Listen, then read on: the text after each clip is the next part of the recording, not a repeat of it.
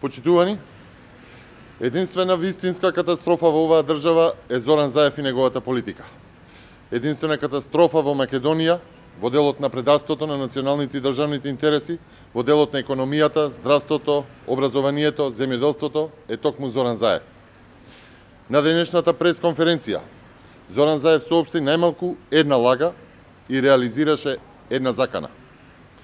Првата лага е дека председателот на ВМРО ДПМН Христијан Мицковски се заканувал кон пратениците. Гуруто за уцени, закани преку злоупотреба на судскиот и обвинителскиот систем и за ниски пазарења во оваа држава е токму Зоран Заев.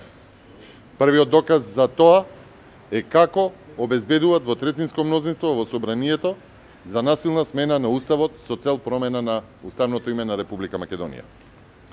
Втората лага е дека Мицковски нешто различно ветувал од тоа што го говори во јавноста. Единствениот кој што отворено лаже, манипулира и ја замајува јавноста на отворена сцена е токму Зоран Заев. И тоа го лаже народот безошно, безобразно, без грам морал и етика. Колку само ветувања не исполни, а сетете се колку само удирања во гради имаше, дека нема да го менува уставот. Еве денеска се покажува дека тоа е лага.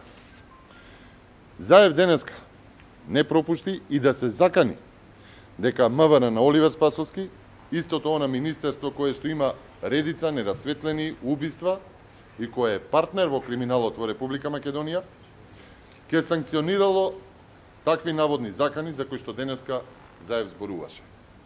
Заев директно се закани дека Спасовски ќе апси лидер на опозиција. Ова е доказ дека Заев губи контрола.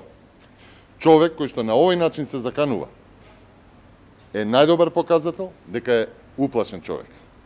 Затоа Заев се заканува. Затоа дрско лаже. Залудно е. Прочитан е. И не му поминува повеќе ниту една лага. Ниту една лага и уцена не може да го покрие срамот со промената на името. Ниту една закана и уцена не ја покрива катастрофата и антидржавното однесување на овој човек. Оваа купиден политика, каде предавствата, понижувањата и криминалот се основните атрибути, ќе биде поразена наскоро. Ви благодарам.